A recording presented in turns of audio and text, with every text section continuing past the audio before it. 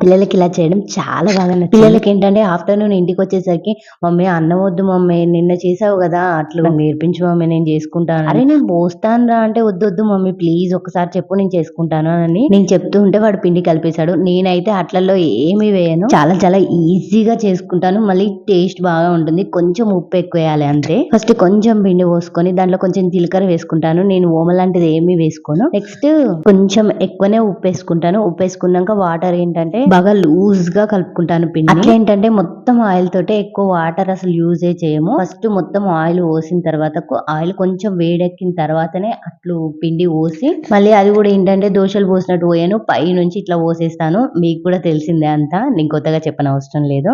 తర్వాత కొంచెం లేవగానే ఆయిల్ చుట్టూ రంగ పోసుకొని తిప్పేసుకుంటే మన పిండి ఎంత పలస కలుపుకుంటే అంత క్రిస్పీగా ఉంటాయి, తినడానికి కూడా చాలా బాగుంటాయి. చిన్ని వీడియో మీకు నచ్చినట్లయితే లైక్ చేసి సబ్స్క్రైబ్ చేసుకోండి. ఇది పిల్లల కోసం మాత్రమే.